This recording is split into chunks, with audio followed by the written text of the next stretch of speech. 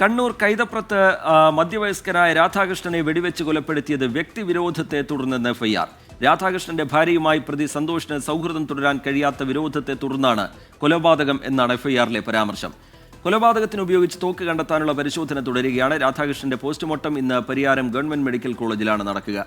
കൊലപാതക സ്ഥലത്ത് ഫോറൻസിക് സംഘം പരിശോധന നടത്തുകയാണ്. അരുൺ പൂപ്പറമ്പ വിശദാംശങ്ങളുമായി ചേരുന്നുണ്ട് കണ്ണൂരിൽ നിന്ന്. അരുൺ, ഇപ്പോൾ ഏറ്റവും ഒടുവിലായി ഈ കൊലപാതകം നടന്ന വീട്ടിൽ പോലീസിന്റെ പരിശോധന ഉണ്ടാകുന്നു എന്നുള്ളതാണ് ഏറ്റവും പുതിയ വിവരം. എന്താണ് അതിന്റെ വിശദാംശങ്ങൾ? ഈ കൊലപാതകത്തിന്റെ കാരണം സംബന്ധിച്ച് വ്യക്തിവൈരാഗ്യം എന്ന നിഗമനത്തിലേക്ക് അന്വേഷണ സംഘം എത്തുന്നുണ്ട്. കൂടുതലായി പോലീസ് വിശദീകരിക്കുന്നത് എന്ത്? അരുൺ പൂപ്പറമ്പ്. റിജിത്ത്, കൊലപാതകം നടന്ന വീട്ടിൽ ഇപ്പോൾ ഫോറൻസിക് സംഘവും അതോടൊപ്പം തന്നെ ഡോഗ് സ്ക്വാഡും പരിശോധന നടത്തുകയാണ്. അതോടൊപ്പം കണ്ണൂർ റൂറൽ SP ഉൾപ്പെടെയുള്ള ഉന്നത പോലീസ് സംഘവും ഈ സംഭവ സ്ഥലത്ത് എത്തിയിട്ടുണ്ട്. നമുക്കതിൻ്റെ ദൃശ്യങ്ങൾ കാണാം.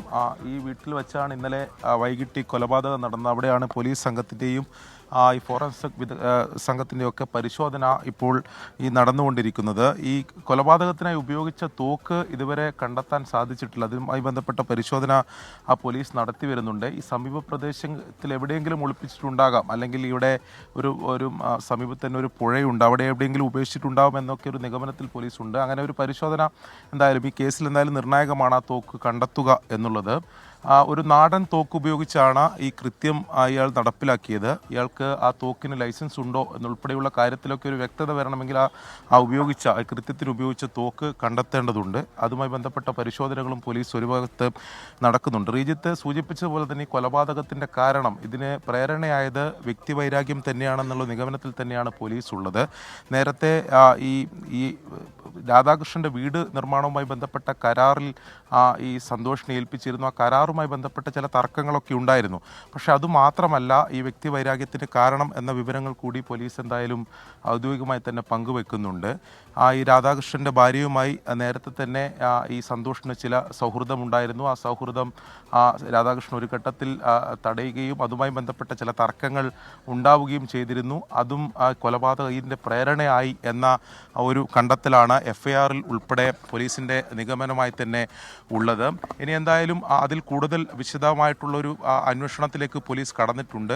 സന്തോഷിനെ വിശദമായി തന്നെ പോലീസ് ചോദ്യം ചെയ്തിട്ടുണ്ട്. മറ്റെന്തെങ്കിലും കാരണമുണ്ടോ, അതിൻ്റെ സാധ്യതകൾ കൂടി എന്തായാലും പോലീസ് ഈ ഘട്ടത്തിൽ പരിശോധിച്ച് വരുന്നുണ്ട്. ഇതിനു മുമ്പും ഈ സന്തോഷിൻ്റെ ഭാഗത്തുനിന്ന് ഭീഷണി ഉണ്ടായിട്ടുണ്ട് എന്ന കാര്യങ്ങളൊക്കെ, അത്തരം വിവരങ്ങൾ കൂടി പുറത്തു വരുന്നുണ്ട്. ഒരു ഘട്ടത്തിൽ ഇത്തരം ശാസ്ത്രീയമായ അന്വേഷണം നടത്തുന്നു. അതോടൊപ്പം തന്നെ ഇയാളെ ചോദ്യം ചെയ്ത് ഇതിൽ കൃത്യമായൊരു വ്യക്തത, ഒരു ക്ലാരിറ്റി വരുത്തുക എന്ന് തന്നെയാണ് പോലീസ് കരുതുന്നത്. ഈ തോക്ക് കണ്ടെത്തുക നിർണായകമാണ്. അത് ഇതുവരെ കണ്ടെത്താൻ സാധിച്ചിട്ടില്ല. അതിൻ്റെ പരിശോധനയും തുടരുകയാണ്. ശരി, കൊലപാതകത്തിന് ഉപയോഗിച്ച തോക്ക് കണ്ടെത്താനുള്ള ശ്രമം പോലീസിന്റെ ഭാഗത്തുനിന്ന് ഉണ്ടാകുന്നു. നെഞ്ചിനേറ്റ വെടിയാണ് രാധാകൃഷ്ണന്റെ മരണത്തിന് കാരണമായിരിക്കുന്നത്. വളരെ ആസൂത്രിതമായി നടത്തിയ കൊലപാതകം എന്നുള്ള കാര്യം ഇതിനോടകം തന്നെ വ്യക്തമായിട്ടുണ്ട്. ഈ കൃത്യത്തിന് മുമ്പ് പ്രതിയിട്ട ഫേസ്ബുക്ക് പോസ്റ്റ് അടക്കം ഇന്നലെ പുറത്തു വന്നതാണ്.